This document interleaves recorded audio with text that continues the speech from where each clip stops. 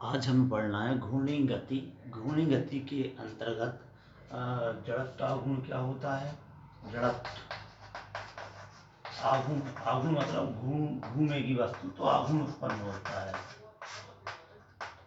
जड़त्व आघूर्ण क्या है? जैसे जड़त्व किसी वस्तु का गुण होता था, इसका कारण वस्तु का द्रव्यमान होता था।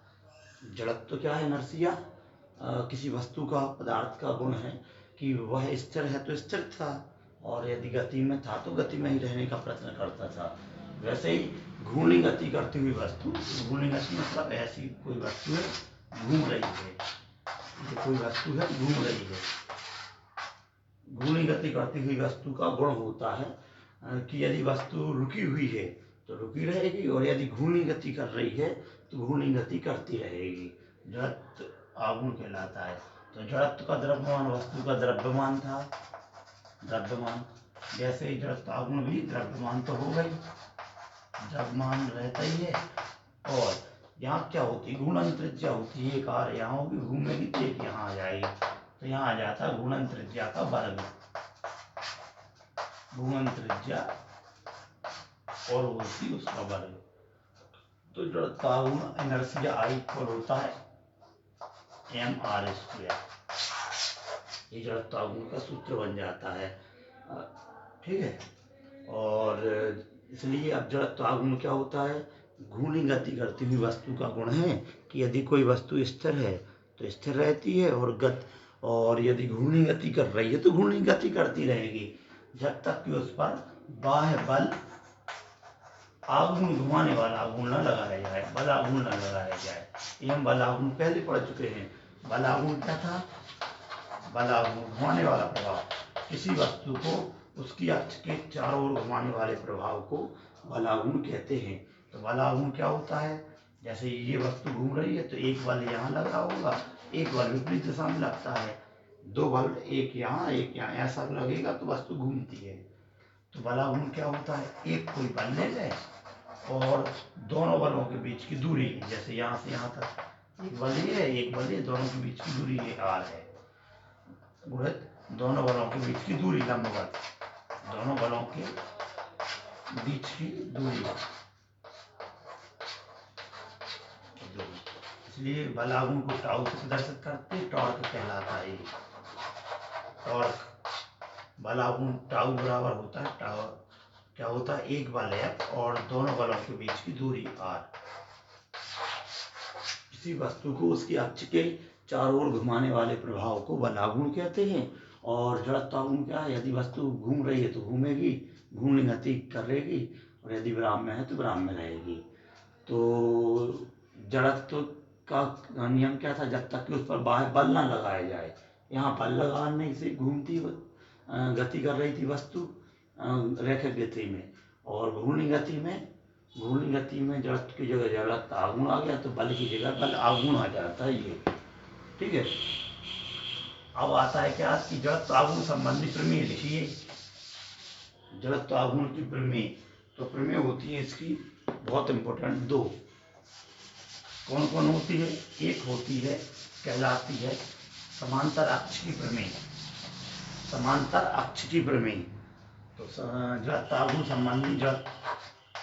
आघूर्ण संबंधी समांतर अक्ष की प्रमेय क्या होती है, इसका कथन भी आएगा और लिखा आएगा, सिद्ध करें समांतर अक्ष की प्रमेय। तो कोई वस्तु को घूर्णी गति तो करानी ही है। कोई वस्तु है, ये कोई भी आकार की हो सकती है, ये है जैसे इसे घूर्णी गति करानी है तो एक अक्ष द्रव्यमान केंद्र होता है इसका, वो सेंटर ऑफ मास, और द्रव्यमान केंद्र से होकर जाने वाली अक्ष माना हमने XY है। ठीक है। और वस्तु जो घूर्णी गति कर रही है वो इसका द्रव्यमान M है, द्रव्यमान केंद्र सेंटर ऑफ मास O है। और समांतर अक्ष की प्रमेय मतलब इसके समानांतर एक अक्ष और होगी, तो माना एक अक्ष X डैश Y डैश है, तो यहाँ भी घुमाना है, आघूर्ण है घुमाना, तो इसकी प्रमेय ये है।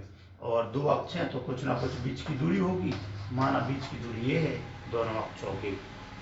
तो इसकी प्रमेय का कथन क्या है? इसका जड़त्व आघूर्ण निकालें, मतलब ICM, सेंटर ऑफ मास का जड़त्व आघूर्ण, और एक कोई अक्ष और होगी, इसका जड़त्व आघूर्ण माना I है, तो ये आई होता है वो कितने के बराबर होता है समांतर अक्ष की प्रमेय के अनुसार। इस समान CM यानी द्रव्यमान केंद्र से होकर जाने वाली अक्ष का जड़त्वांगुल निकाल लो और क्या कर रहे हैं, जितना वस्तु का द्रव्यमान है और जितने बीच की दूरी है दोनों अक्षों की उनका गुणा कर दो और वर्ग कर दूरी का, और जो आंसर आएगा ये इसका कथन होता है समांतर अक्षीय प्रमेय का कि आई बराबर होता है ICM + MA²।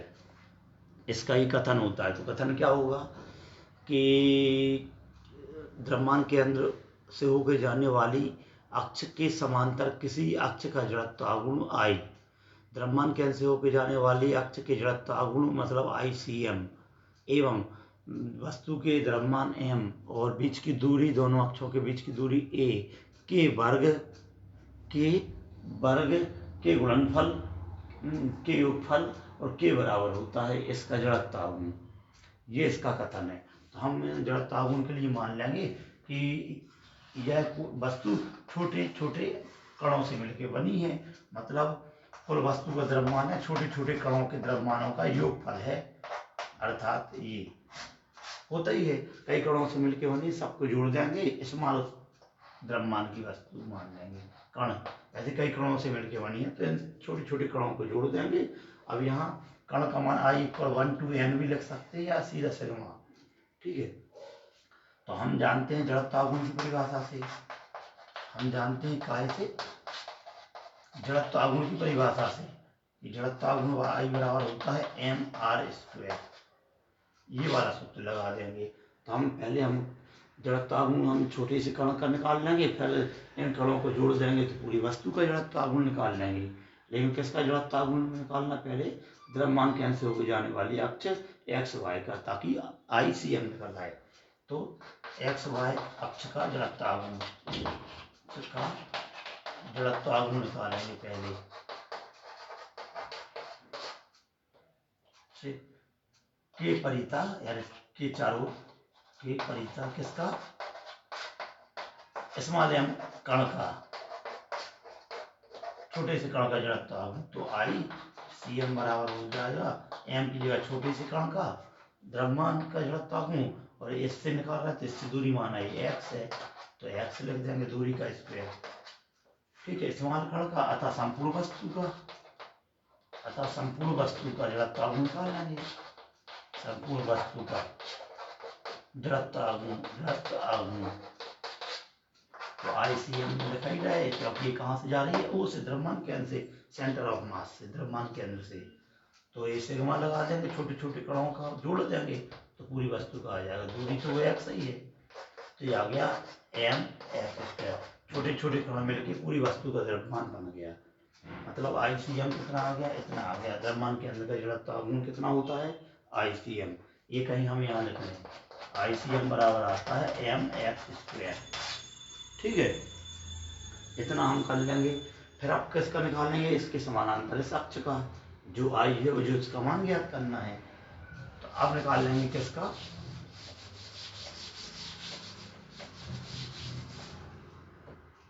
इसे I कहा। अब क्या लिखेंगे, x' y' अक्ष गुणन अक्ष के परिता चारों ओर किसका, पहले छोटे कण का निकाल लेते फिर सिग्मा लगा के परिता m कण का जड़त्वागुण। तो इसमें क्या हो जाएगा, I से प्रदर्शित कर रहा है इसके जड़त्वागुण को, घुमाने वाले प्रभाव को। तो m और दूरी का स्क्वायर होता है, तो यहाँ से यहाँ तक की दूरी x में a और जुड़ जाएगी, यहाँ से यहाँ तक की, तो x + a का वर्ग आ जाएगा। अतः संपूर्ण वस्तु का, इस प्रकार अतः क्या लिख देंगे, अतः संपूर्ण वस्तु का m कण का नहीं, छोटी सी कण नहीं घूम रहा, पूरी वस्तु घूम रही है, संपूर्ण वस्तु का जड़त्वागुण। तो क्या लिख देंगे, सिग्मा लिख देंगे, मतलब जोड़ देंगे सिग्मा इन कणों का, छोटे छोटे कणों को जोड़ देंगे, और x + a का स्क्वायर है तो I बराबर, और ये क्या बन जाता है, छोटी छोटी वस्तुओं को जोड़ दो तो संपूर्ण वस्तु बन जाती है। तो m एक्स प्लस ए का स्क्वायर आ गया इतना। ठीक है, अब वर्ग समीकरण से इसका विस्तार कर देंगे। अगली स्टेप में क्या करना है,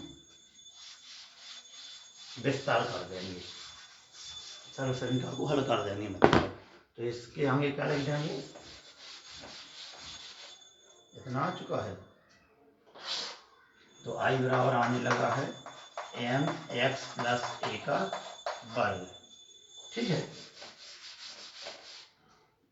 अब यहाँ आ जाएगा ए प्लस बी का वर्ग, तो यहाँ क्या लिख देंगे, आई इक्वल एम ए वर्ग बी वर्ग 2ab, इतना विस्तार आ जाएगा। एम एक्स स्क्वायर एम का गुणा कर देंगे, एम ए स्क्वायर हो जाएगा, फिर यहाँ एम का 2x में मल्टीप्लाइड हो जाएगा इतना। ठीक है, फिर एम एक्स स्क्वायर अपन निकाल चुके, ये ICM होता है, यहाँ एम ए स्क्वायर है। ठीक है, प्लस प्लस क्या है, ये स्टेप एम 2x इतना। ठीक है, हमें सिर्फ इतना करना था, ICM एम ए स्क्वायर इतना, मतलब इतना स्टेप हट जाए यदि तो आंसर आ गया। तो अपन इसे देखेंगे क्या है, जड़त्वाघूर्ण क्या होता है, जड़त्वाघूर्ण होता है एम और दूरी का वर्ग, इतना अपन जानते हैं।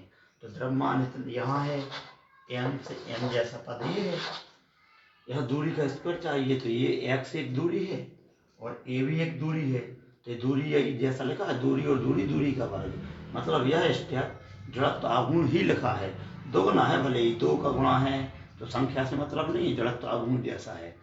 तो ये दो कहाँ है, ओ के एक साइड एक्स है, एक साइड ए है, एक्स और ए, तो जड़त्वाघूर्ण है, ये किसका होगा, मतलब ये द्रव्यमान के अंश से होकर जाने वाली अक्ष का जड़त्वाघूर्ण आ गया। तो लग जाएंगे इसके बाद उपयुक्त में कौन सा पद, 2m x एक्स वाई अक्ष के जड़त्वाघूर्ण को व्यक्त कर रहा है, जड़त्वाघूर्ण को व्यक्त कर रहा है, क्योंकि दूरी एक यहाँ एक यहाँ है, और द्रव्यमान केंद्र पर वस्तु कैसी होती है, द्रव्यमान केंद्र पर ऐसा, ये इसका बीच वाले केंद्र पर वस्तु संतुलन में होती है, वस्तु संतुलन में होती है, संतुलन में होती है, इसलिए जड़त्वाघूर्ण कितना होगा, अतः जड़त्वाघूर्ण